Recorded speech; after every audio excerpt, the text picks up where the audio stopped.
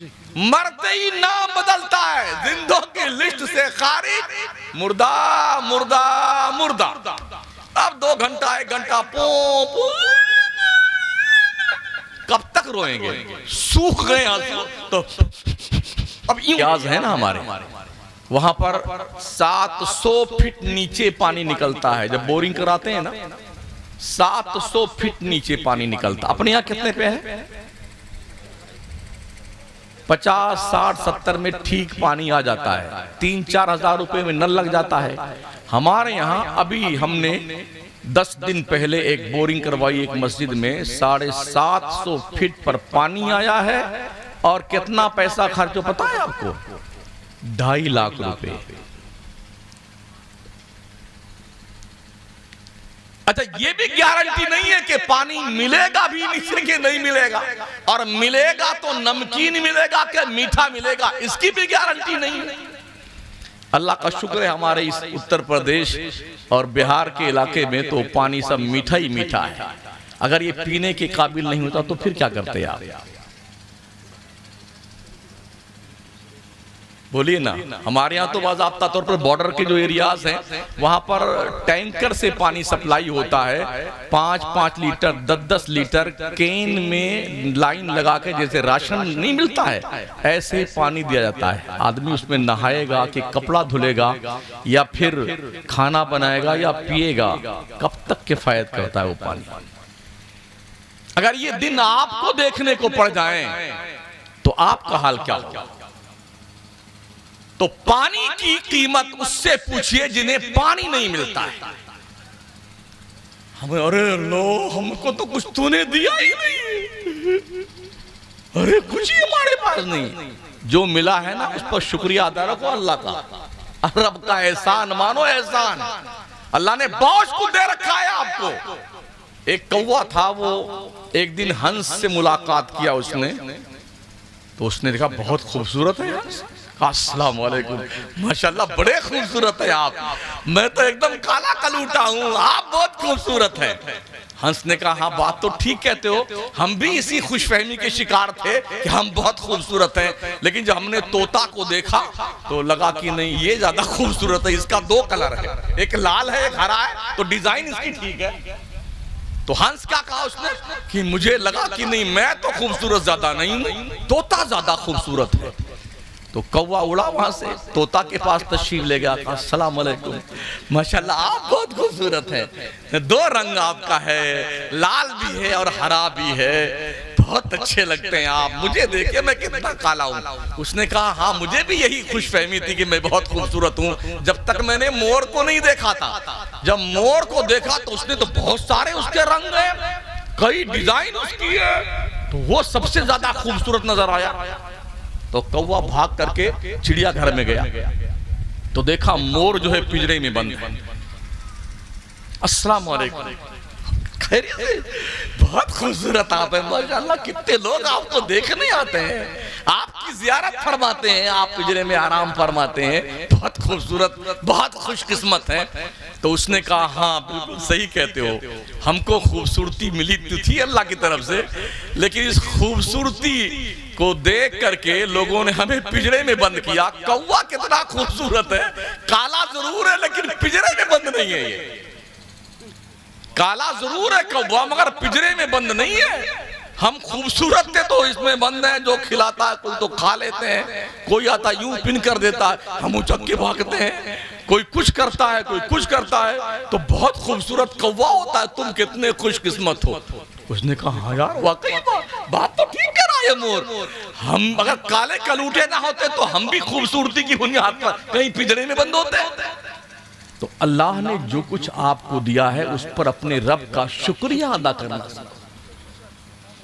हो फलाने सेठ साहब तो स्कॉर्पियो ले आए हैं, वो तो फॉर्च्यूनर लेके आ गए हैं, उनके पास तो जी मर्सिडीज कारें हैं, उनने बंगला बना लिया है, क्या तमतनाक उनका है। जो दिया है रब ने उस पर शुक्रिया अदा करना, अपने परवरदिगार का एहसान मानना शुरू कीजिए। रब ने इतनी नेमतें दी हैं तुम गिन नहीं सकते हो। वइन ताउद्दू निअमतल्लाहि ला तुसूहा, अगर तुम अल्लाह की नेमतें गिनना चाहो तो तुम गिन नहीं सकते हो। इतनी नेमतें दी हैं। मिसाल पेश करूं, हमारे और आपके पास 2 गुर्दा है कि नहीं है? 2 गुर्दा है ना? बताइए एक गुर्दे की कीमत कितनी है? बोलो ना यार। हम ऐसी तकरीर नहीं करते जो बाउंसर जाए, हमारा काम समझाना, बात आपके समझ में आ जाए, पल्ले पड़ जाए। एक गुर्दा की कीमत कितनी है? जैसा मुर्गा फंस जाए, 4 लाख, 5 लाख, 8 लाख, 10 लाख एक गुर्दा बिकता है। 2 गुर्दे की कीमत 20 लाख पकड़ लीजिए। ये दोनों जो बटन जल रहे हैं जिन्हें आंख शरीफ कहते हैं, इसकी कीमत कितनी है? इसके अलावा दिल जो पूरी बॉडी का मॉनिटर है, उसको कितना कीमती है? अगर एक नस ब्लॉक हो जाए तो एक नस को ब्लॉक खोलने के लिए स्टैंड बिठाने का 3-3 लाख रुपया डॉक्टर लूट लेता है, नहीं लूटता है? और चारों ब्लॉक हो जाए तो बाईपास सर्जरी होती है तो 10 लाख 8 लाख जितने में पड़ जाए मुर्गा। अल्लाह ने दिया ना आपको। ये हाथ कितने कीमती? लूले से पूछो कीमत क्या है, लंगड़े से पूछो पैर की कीमत क्या है। कुछ लिया आपने कि रब ने आपसे? आपके परवरदिगार ने इन नेमतों के देने पर कुछ लिया है आपसे? कोई पैसा लिया परवरदिगार ने? जी नहीं। ये सांसें जो आती और जाती हैं, बुलबुले शिराज फरमाते हैं, हर नफसे के अंदरूमी आयत वह बैरूमी रवत शुक्र वाजिबस।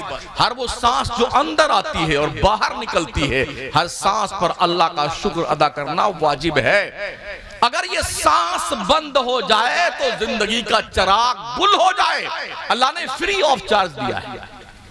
इसके अलावा आप देखें, हमारा दिमाग है ना, दिमाग, इस दिमाग को अल्लाह ने 365 नसों से बांधा है। अगर वो नसें खुल जाएं तो हमारा भेजा जो है घी की तरह पिघल जाएगा। मगर कुदरत ने बड़े ही खूबसूरत अंदाज में अपनी कुदरत कामिला का मुजाहरा फरमा के हमारे दिमाग को बारीक बारीक नसों से बांध रखा है। इसके अलावा हमारे इस पेट शरीफ में अतड़ियां हैं कि नहीं है? कभी आपने उजड़ी देखी होगी बकरा वकरा की? अरे क्या जलेबी की तरह यूं टेढ़ी टेढ़ी टेढ़ी यूं घूम फिरा करके यूं करके ये ऐसे दिखता है ना, मगर पूरा निजाम हाजमा इसी पर मुनहसिर है। और खाना पचाने के लिए कुदरत ने एक पित्ता रखा हुआ है, छोटा सा पित्ता है जिसमें ग्रीन कलर का कोई लिक्विड है। वो लिक्विड का थोड़ा सा एक बूंद का हल्का सा इशारा बाहर निकलता है तो मुर्गा, बकरा, तीतर, बटेर सब हजम। इतने से कुछ लिया अल्लाह ने। अगर ये हजम ना हो ना, अरे तो ऐसा भागता फिरता है, वो कायम चूरन खाएगा और वो गोली क्या आती है, हाजमूला खाएगा। अबे क्या हुआ भाई साहब? फंसे जा, यूं भागा फिर। तेरी ऐसे इतनी सारी नेमतें कुदरत ने दे रखी, पगला गए हो क्या? हमने अल्लाह ने दिया क्या है? शुक्र मनाओ कि तुम एज ए मुस्लिम अल्लाह के दरबार में पहचाने जाते हो। अपने रब के एहसानात का शुक्रिया अदा करो। लइन शकरतुम लअज़ीदन्नकुम। अल्लाह फरमाता, बंदो अगर तुमने मेरी नेमतों का शुक्रिया अदा किया मैं तुम्हें और ज्यादा नेमतें दूंगा। वलइन कफरतुम इन्न अज़ाबी लशदीद। अगर तुमने कुफरान नेमत किया तो सुन लो मेरा अजाब बहुत सख्त है। बेशक ऐसी लाठी पड़ती है ना, ऐसी पड़ती है। अभी दुबई वालों पड़ी नहीं पड़ी है? हाँ, कितने सक्षम थे बेटे, कृत्रिम बारिश करवाते थे हवाई जहाज में जी, उसमें कुछ केमिकल डाल करके बादलों में बौछार करते थे तो बारिश बन करके बादल टपकने लगता था, उनकी खेतियां हरियाली में तब्दील हो जाती थी। इनकी इस बदमाशी और इस गुंडागर्दी और जो खुराफात और सारी उन्होंने करी हैं गल्फ कंट्रीज में, उसकी कुदरत को जब जोश आया ना तो ऐसी लाठी मारी है बेटों को, ऐसी लाठी मारी सब पकड़ा गया। ऐसे पगलाए बिल्डिंगें डूब गई। ओ खलीफा बुरुज की तस्वीर देखने वाले आंखें चुदिया गई लोगों की। अल्लाह की लाठी पड़ती है तो फिरौन अब तक उसकी डेड बॉडी रखी हुई है। और रब ने फरमाया सुम्मा जी का भी बदा निकली तकूना आया। ओ खुदा का दावा करने वाले पगले सुन, पगला गया है तुझे, तेरी औकात का पता नहीं, तुझे ये नहीं मालूम कि अल्लाह एक है। और अल्लाह खुद फरमाता है लौ काना फीहिमा आलिया इल्लल्लाह लफसदता, अगर अल्लाह के अलावा कोई दूसरा अल्लाह भी होता ना तो दोनों जंग कर लेते आपस में, लठियां चलती दोनों अल्लाह में, मगर अल्लाह एक ही है। जब भी किसी सरफिरे ने खुदा की खुदाई को चैलेंज किया है ना तो अल्लाह ने वो उसका अंजाम किया है कि दुनिया के लिए इबरत का निशान बन गया। बेशक कुदरत ने ऐसा डुबो के मारा उसको, बहरे कुलज़म में डूबा और समंदर ने उठा के उसकी डेड बॉडी फेंक दी। रब ने कहा कि तुझे कोई मछली नहीं खाएगी, कोई जानवर नहीं खाएगा, हम कयामत तक तेरी डेड बॉडी को रखेंगे ताकि दुनिया देख के इबरत हासिल करे कि जब कोई खुदा बनने का दावा करता है झूठा तो उसका अंजाम यही होता है। आज भी मिस्र के म्यूजियम में उसकी डेड बॉडी रखी हुई है। आप यूट्यूब पे सर्च कर लीजिए, देखिए कितनी लंबी तलंगी लाश उसकी है, उतनी बड़ी 60 फीट की, पड़ा हुआ है ऐसे कंगाल। इसलिए अल्लाह दौलत दे तो पगलाया मत करो। सुनियो, हम देखते हैं ना बहुत सारे जब कुछ तो पैसा से ज्यादा आता है ना तो अब गांव में चलेंगे तो यूं चलेंगे, हाँ यूं चलेंगे ताकि गाँव वाले देखें क्या मोटा गया ये, अरे गाड़ी आ गई इसके, क्या बढ़िया बंगला बन गया। भाई साहब ईंट पत्थर तो खाएंगे नहीं आप, कितने बड़े सठियाए सेठ बन जाए, ना सोना खा सकते हैं, ना चांदी, ना हीरे, ना जवाहरात। ये खेतवा में जो पैदा होता है धान, गेहूं, चना, मटर, अरहर, गन्ना वगैरह वगैरह, मिर्ची, टमाटर, यही खाना है आपको भी। यही वो भी खाता है जो रोज भीख मांगता है, यही वो भी खाता है जो अपाहिज है, लूला लंगड़ा है, हाजी अली के चौखट पे पड़ा हुआ है, मखदूम सिन्हा के चौखट पे भीख मांग रहा है, जो सरकार गरीब नवाज के चौखट पे पड़ा भीख मांग रहा है। अल्लाह ही देगा, देगा दिलाएगा, अल्लाह, वो भी यही खाता है। कोई सोना चांदी तो काहे कि तुम बड़े होगे भाई साहब, तुम भी कोई सोने का बनाया हुआ कपड़ा तो नहीं पहनते हो जो बाजार में बिकता है। बस फर्क इतना है, कोई 100 रुपया मीटर का कपड़ा खरीद के पहनता है और कोई 500 का, इतना ही फर्क है ना। एक बुजुर्ग फरमाते हैं, अफसोस ये है कि मैं उस वक्त तकरीर करने बैठा हूं जब तकरीर खिलाई जाती है, तो थोड़ी मेरी तकरीर खा लीजिए आप जी। तो अर्ज में करने जा रहा था साथियों, एक बुजुर्ग फरमाते हैं कि बादशाह की जिंदगी में और मेरी जिंदगी में एक दिन का फर्क है। कहा वो कैसे? कहा जो कल गुजर गया उसका अफसोस बादशाह को भी है और हमको भी है, कल जो आने वाला है उसकी फिक्र बादशाह को भी है, कल कैसा होगा उसकी फिक्र मुझे भी है। फरमाते रहा बाकी रहा आज का दिन तो 12-13 घंटे का है, ये गुजर जाएगा। एक दिन का फर्क है बादशाह की जिंदगी में और फकीर की जिंदगी में। हजरत बहलोल दाना रहमतुल्लाह ताला अलैह, जिन्होंने जन्नत तो बेचा था बनाकर रेत पर, खुद उनका कोई घर नहीं देखा हमने बगदाद में।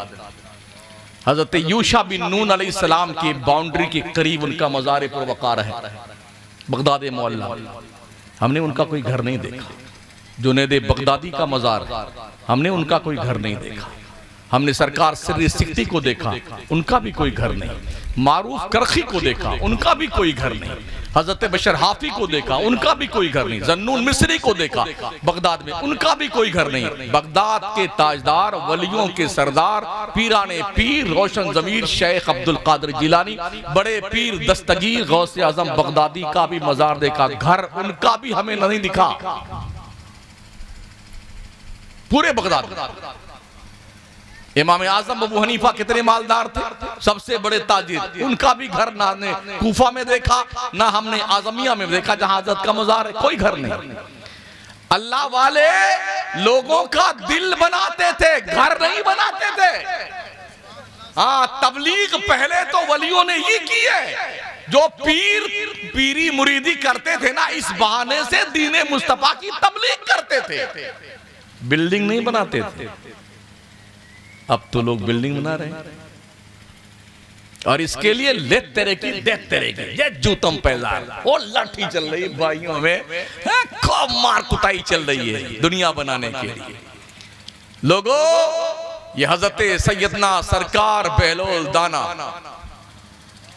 हारून रशीद ने जानते हो क्या कहा? बहलोल ये लकड़ी ले, लकड़ी, और बगदाद में जो तुझे सबसे बड़ा बेवकूफ नजर आए ये लकड़ी उसे दे देना। कहा ठीक है दे देंगे। लकड़ी लिया, लाके घर में रख दिया आपने, जो झोपड़ा उनका था। और जब हारून रशीद के मरने का वक्त आया था, पता चला कि बादशाह के इंतकाल का वक्त करीब आ गया है। तो वो आए, जब पहले आए थे तो बादशाह गिलास पानी लिए, वो पीने के लिए उठाया था गिलास उसने। हारून रशीद कहा रुक जाइए जरा, रुक जाइए बादशाह साहब। कहा अगर पानी आपको ना मिले किसी ऐसी जगह पर जहां बिल्कुल पीने को पानी ना मिले, तो ये एक गिलास पानी खरीदने के लिए कितनी दौलत खर्च करेंगे आप? कहा मैं अपनी आधी हुकूमत दे करके एक गिलास पानी खरीदूंगा। कहा ठीक है पी लीजिए। पानी पी लिया गिलास का, गिलास रखा। फिर पूछते हैं बहलोल दाना, बादशाह सलामत, जो पानी आपने पिया है अगर ये आपके जिस्म से ना निकले पसीना के जरिए से और पेशाब के रास्ते थे, इसे निकालने के लिए कितनी दौलत देंगे? कहा जो आधी बची है ना हुकूमत, वो भी दे दूंगा। कहा इसी पे फख्र करते हो? एक गिलास पानी ना मिले तो आधी हुकूमत बिक जाए, वो ना निकले जिस्म से तो उसको निकालने के लिए आधी हुकूमत बिक जाए। महोदय जी फिक्र आखिरत कीजिए, जब तुम्हारे इस पूरी सल्तनत की वैल्यू कुदरत के गिलास पानी के बराबर नहीं है, किस पर फख्र करते हो? क्या बात है, जिंदाबाद जिंदाबाद। ये वली थे जो दीन सिखाते थे। तो वो लकड़ी लेकर के ऐसे छुपा करके आए। बादशाह सलामत के अस्सलाम वालेकुम रहमतुल्लाहि व बरकातहू। अरे बहलोल, जी जी सरकार क्या बात? अरे बड़े लंबे सफर पे जा रहा हूँ, बड़े लंबे सफर पे जा रहा हूँ। अरे बादशाह सलामत कहाँ जा रहे हैं? अरे बड़े लंबे सफर पे जा रहा हूँ। कहा बादशाह सलामत कुछ खाना वाना भेजा? उधर नहीं भेजा। कुछ फौज भेजी? नहीं भेजी उधर। घोड़े वोड़े भेजे? नहीं भेजे। अरे बहलोल तू पागल तो नहीं है? अरे मेरी मौत का वक्त करीब आ गया, वहां कुछ नहीं भेजा जाता है, हमेशा के लिए वहां जा रहा हूं। अच्छा ये बात, हमेशा के लिए जा रहे हैं? कहा कुछ नहीं भेजा। कहा वहां कुछ नहीं भेजा जाता। और लकड़ी निकाली। कहा आपकी दी हुई अमानत आपको लौटाता हूं। हुजूरे वाला पूरे बगदाद में आपसे बड़ा बेवकूफ मुझे कोई नजर नहीं आया कि जो बादशाह को पता है हमेशा के लिए जहां जाना है वहां के लिए उसने कोई इंतजाम नहीं किया है, तो आपसे बड़ा पागल कौन होगा? तो बादशाह ने क्या कहा? बहलोल अब तक तो मैं तुझे बकलोल समझता था, अब तक बेवकूफ समझता था, नादान समझता था, मगर बहलोल तू तो दाना निकला। जब से हजरत बहलोल का नाम बहलोल दाना पड़ गया। अक्लमंद बहलोल। अल्लाह वाले इस तरह तबलीग करते थे, चूल्हे हिला देते थे। हम मौलाना लोग ना चिल्ला चिल्ला के थके जा रहे हैं, एक को नमाजी नहीं बन रहा, एक को नहीं बन रहा। और अल्लाह वाले एक पलक झपकने में, ख्वाजा साहब ने क्या किया था? कोई तकरीर फरमाई थी, स्पीच दी थी, कोई महफिल सजाई थी? जी नहीं। बस क्या किया था उन्होंने? 70 साल तक सोने के लिए ये पीठ जमीन से नहीं लगाई। इबादत रब्बी, इबादत रब्बी, इबादत रब्बी, अल्लाह की इबादत। अपने आप को खुदा का ऐसा मुकर्रब बंदा बना लिया ना, लोग आते और चेहरा देखते और मुसलमान हो जाते। सुभान अल्लाह, सुभान। 90 लाख काफिरों ने ख्वाजा को देख देख के कलमा पढ़ा है। इस्लाम का मत वाला जो हिंदुस्तान में बसता है, ये बाबर की नस्ल से नहीं है, ख्वाजा की बरकतों की देन है। हाँ, बेशक। जो दोस्त हमारे बिरादराने वतन हमारे रिश्ता जो है बाबर से जोड़ते हैं, उन्हें अपने अकल का इलाज करना चाहिए। हम ख्वाजा की बरकतों की देन है, ख्वाजा के करम से हम मुसलमान बने।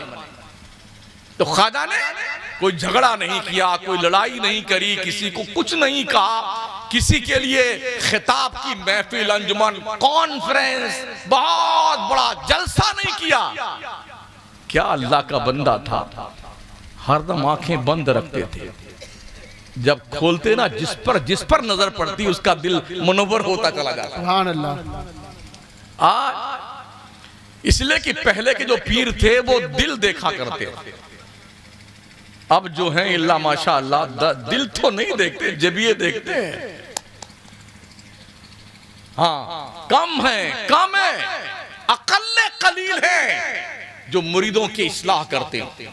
अक्सरियत ये है कि बस वो जेब टटोलते हैं। कितने लोगों ने बाज़ाब्ता तौर पर एजेंट छोड़ रखते हैं, बड़के सेठवा को पटाना, मेरी करामत बयान करना, ताकि फंसे मुर्गा हमारे जाल में।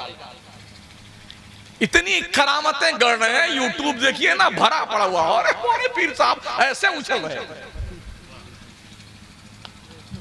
ऐसे कूद रहे थे हमारे पीर साहब।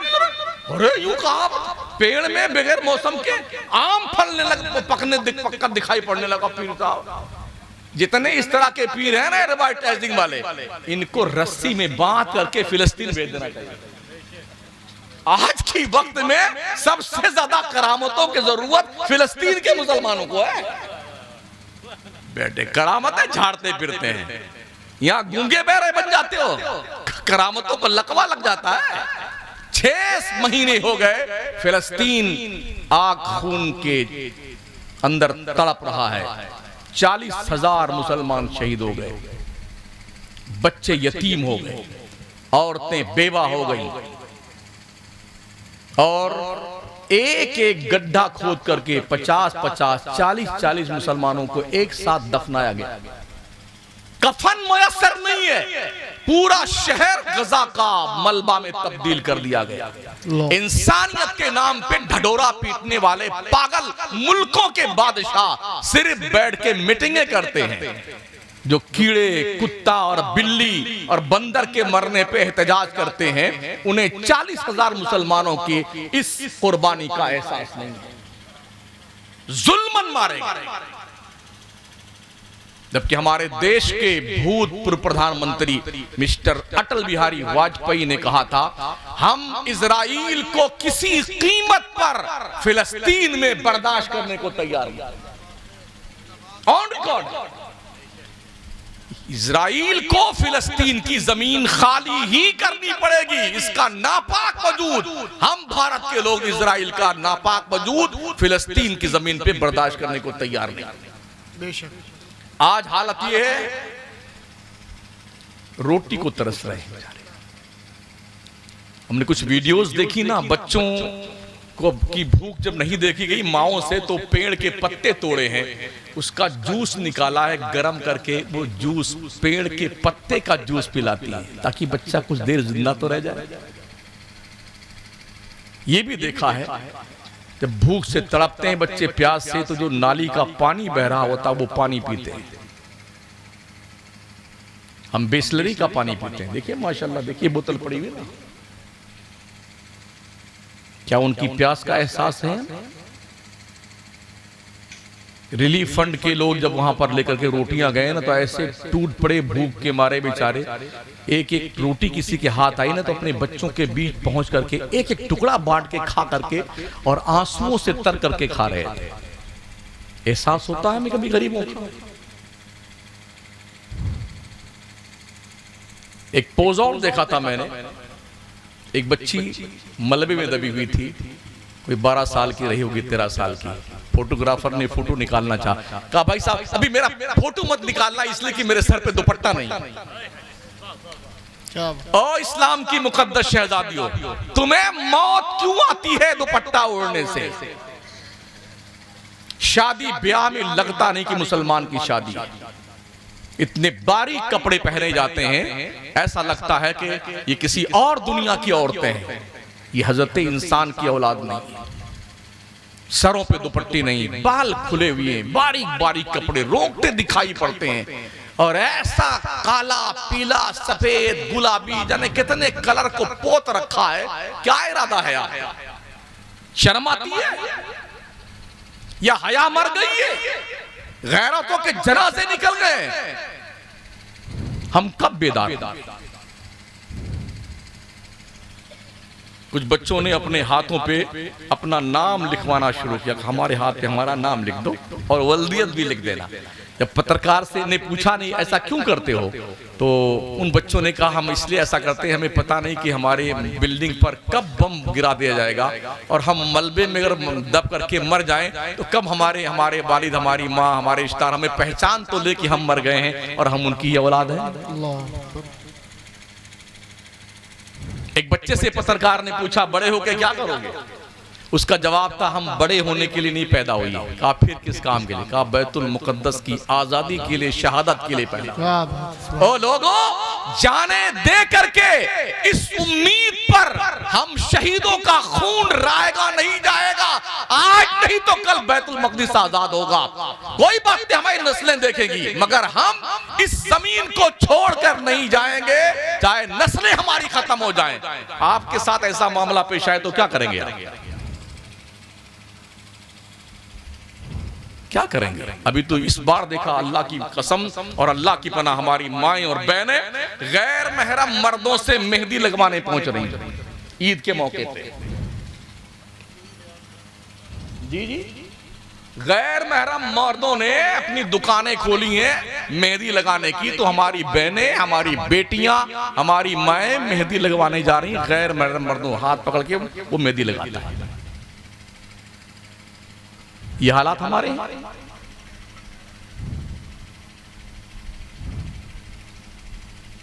कितने ज्यादा जिल्लत की बात हमारे लिए है, डूब मरने की बात है हमारे लोगों के लिए। अगर मेहंदी नहीं लगाएगी तो मर जाओगे।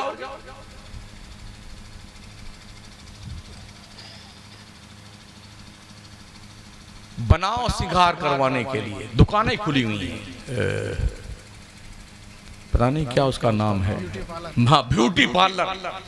ब्यूटी पार्लर पहले बूढ़ी औरतें सजाती थी, संवारती थी, उन्हें कुछ सलीका सिखाती थी, ससुराल में ऐसे रहना है, ऐसे जाना है, वैसे करना। अब बूढ़ियां जाए चूल्हे भाड़ में, अब तो ये बस फिरंगी बनी घूम रही हैं। मैं पूरे मुसलमानों की बात कर रहा हूं, XYZ। इस बला में टोटल मुसलमान इल्ला माशाल्लाह इसमें मुब्तला है। एक नासूर की शक्ल ये बला इख्तियार कर गई है। इस बला से निकलने का जतन कीजिए लोगों, और अपने आप को इस बेहयाई के कारे मजल्लत से बाहर निकालिए। जो लोग सोते रहते हैं 9 बजे तक, अल्लाह की हवा मिल गई, माशाअल्लाह इतनी बढ़िया हवा चल रही थी, खूब नींद आई, खूब नींद आई। अल्लाह अगर बारिश न करे इस खेत में, किसके बाप की हिम्मत है दाना पैदा कर ले इसमें? कर सकते हो? पूरी फसल तैयार करने के लिए बारिश कर दे। क्यों मैं मंगते जुम्मा भी नहीं पड़ता, अल्लाह बारिश कर दे। अगर अल्लाह पकड़ कर ले ना, आप पकड़ कर ले, कहां जाओ?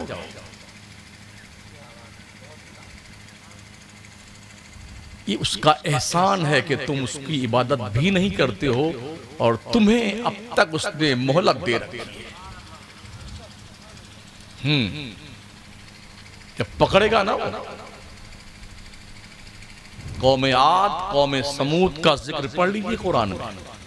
जब कौम समूद के लोगों ने कहा था ना, हम नहीं मानेंगे अल्लाह को, हम बड़े, और अल्लाह ने कुरान में हमने उस जैसी कौम हमने कभी पैदा नहीं किया। इतने ताकतवर थे वो लोग, ऐसे हाथ को पहाड़ में डालते और पत्थर निकाल करके उसी में 2 बेज 3 बेज कमरा बना लेते थे, हाथ से पत्थर निकाल कर। जैसे गीली मिट्टी में हाथ डालते हैं ना, ऐसे वो पत्थर में यूं हाथ डालते, घुसा के हाथ और निकाल लेते। 4 कमरा 5 कमरा बंगला पहाड़ में बनाते थे। वो काम नहीं मानते अल्लाह को, जो कर लेना कर लीजिए आप। अल्लाह ने कहा जिब्रील जरा इनकी औकात बता दे इन्हें। हज़रत जिब्रील आए, उन्होंने ये कानी वाली जो उंगली होती है ना, एक छोटी वाली उंगली का ये ऊपर वाला पोर शहर के किनारे डाला, पूरे शहर को उठा के लगे आसमान के करीब और ऐसे उल्टा करके डाल दिया तो उनका बंगला ही उनकी कब्र में तब्दील हो गया। मत मान अल्लाह को। कौमे आद का भी तज़किरा कुरान में अल्लाह ने उस कौम पर भी जब अपने पैगंबर को भेजा कि इनको बता कि अल्लाह का वजूद है, अल्लाह एक है, वहदहू ला शरीक है, हम नहीं मानेंगे। तो अल्लाह ने जानते हो क्या कहता, उनके बड़े अच्छे अच्छे मकानात थे। अल्लाह ताला ने उन पर हवा का अजाब भेजा था। 7 दिन 8 रातें हवा चलती रही। 7 लयाली व 8 अय्याम हुसूमन फतरल कौम फीहा सरा कअन्नहुम अअजाज़ु नख़लिन ख़ाविया फहल तरा लहू मिन बाक़िया औ कमा क़ाल अज़्ज़ा व जल्ल। हाफिज नहीं हूँ माशाल्लाह, सब पास बैठे, इनसे पूछना किस बारे में आया। तो जिब्रील ओ आंधी के फरिश्ते को भेजा, तो आंधी चली ना तो बिल्डिंगें उठाया और 2 बिल्डिंग को यूं टकरा दिया आपस में, यूं थड़ा खत्म कहानी। 7 रात 7 दिन 8 रातें पूरा शहर तबाह हो गया। तो जो अल्लाह को नहीं मानते ना, उनका हश्र ये होता है। अभी हम मरे नहीं हैं, अल्लाह ने अकल दी है ना, नमाजें पढ़ना शुरू कर लो। ओ माओ बहनों, तुम भी नमाजें पढ़ो। तुमको बकरी चराने के लिए नहीं पैदा किया अल्लाह ने, कंडा पाथने के लिए नहीं पैदा किया है, हाँ, बकरी भैंस का दूध निकालने के लिए नहीं पैदा किया है। तुम पर भी नमाजें फर्ज है, वरना कल हश्र के मैदान में जब सैयदा फातिमा ज़हरा की रहमत के जुलू में जन्नत में दाखिला का नंबर आएगा और फातिमा ज़हरा ने पूछ लिया तुमने मुस्तफ़ा करीम के शरीयत मुत्तहरा की पासदारी की थी, तुम्हारा जवाब क्या होगा? नमाजें पढ़ी थी तुमने, क्या जवाब होगा तुम्हारा? पर्दे में रहती थी, क्या जवाब तुम्हारा होगा? क्या? अरे हमारा खाला वाला है, ये हमारे मामू का लड़का है, ये हमारे चचा का लड़का है। बेपर्दगी के साथ ये सब नासूर है, नासूर, गैर महरम है। चचा का लड़का भी गैर महरम, मामू का लड़का भी गैर महरम, फूफी का लड़का भी गैर महरम, खाला का लड़का भी गैर महरम। इनसे भी पर्दा फर्ज है, पर्दा। आप ये कैसे हो सकता है? मैं मियां कुछ क्या नहीं हो सकता है। अगर सैयदा फातिमा ज़हरा अपने पाकीज़ा किरदार से ये सबूत देती हैं बरेली के कलंदर की ज़बान में, जिनका चेहरा न देखा मोहो मेहर ने उस रिदाए नुज़ाहत पे लाखों सलाम। जिस फातिमा ज़हरा का चेहरा सूरज और चांद ने नहीं देखा, यार क्या कह सकते हैं? ये कैसे मुमकिन है? अगर आदमी ठान ले कि मुझे ऐसा करना है, क्यों नहीं कर सकता?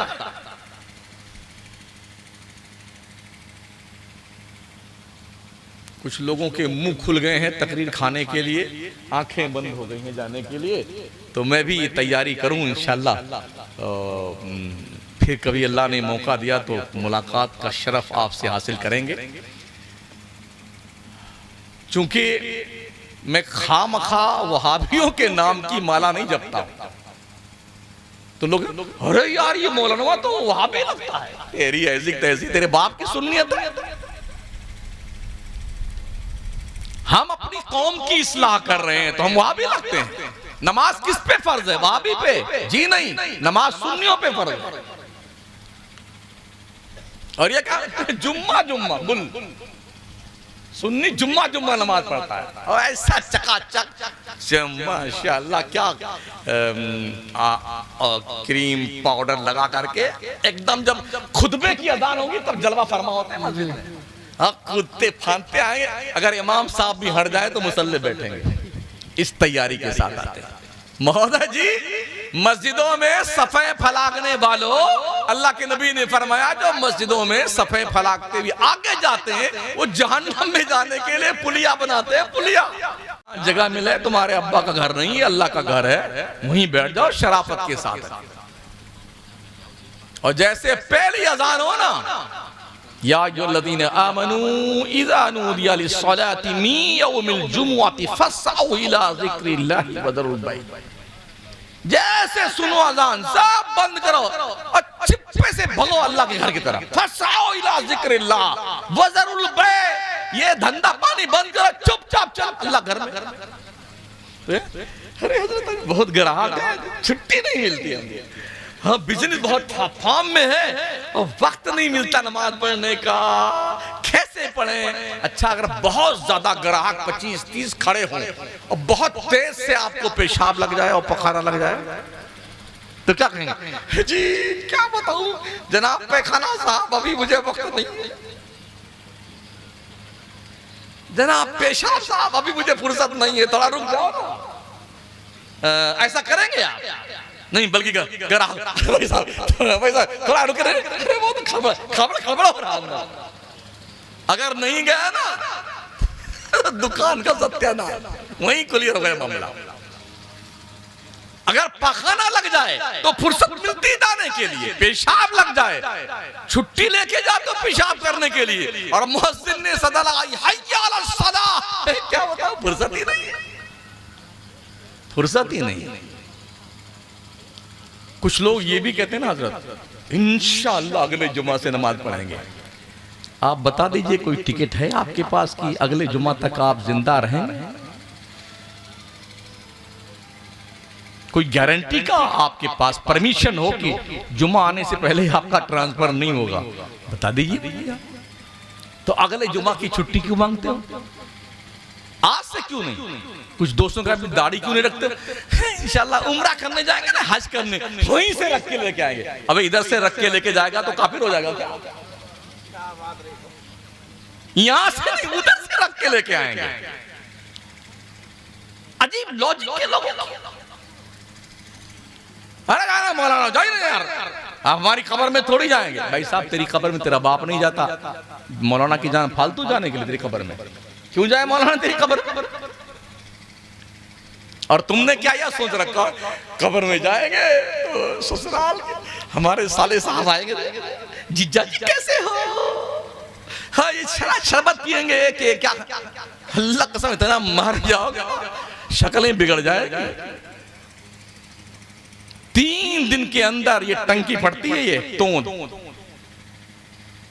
सबसे पहले 2 चीजें सड़ती, पेट और शर्मगाह। ये पूरी बॉडी डिकम्पोज हो जाती, हड्डियां तक ये मिट्टी खा लेती हो। ये नामवर पहलवान कैसे कैसे जमीन खा गई, नौजवान कैसे कैसे हो, नामवर बेनिशान कैसे कैसे जमीन खा गई, आसमां कैसे कैसे। साथियों, दोस्तों, बुजुर्गों, आज हमारी कौम के जवानों में शराब पीने की लत बढ़ती जा रही है। कुछ तो बियर पीते हैं, क्या ये शराब थोड़ी है? बोलता क्या है, शराब थोड़ी है तो क्या है ये? अल्लाह के नबी अलैहिस्सलाम ने फरमाया था कुर्बे क़यामत में लोग शराब का नाम बदल बदल के पिएंगे। तो शराब का नाम बियर रखने से वो शरबत बन जाएगा। कोई ये नियत कर ले कि मैं ढोल नहीं बजा रहा हूं, दब बजा रहा हूं, तो नियत करने से ढोल दब बन जाएगा। कोई नियत कर ले, नहीं नहीं नहीं हो, एक बार डीजे पे झूम लेने से हमारी नियत ये नहीं है, हम तो इश्क़ नबी में झूमते हैं। तो जितनी मस्जिदें बनाई गई सबको ढा दो और सिर्फ नबी के इश्क़ में झूमते रहो। ये जो फॉर्मूला है ये तुम्हारे बाप ने तुमको दिया है, इस फॉर्मूले का, इस नुस्खे का पता हजरत अबू बकर को, हजरत उमर को, उस्मान गनी को, मौला अली को, अशरे मुबशरा को, उनको नहीं था पता कि नहीं इश्क़ रसूल में सिर्फ झूमो झूमो झूमो, इतने 1000 साल का सवाब मिलेगा। क्या झूम रहे थे वो बैठे हुए?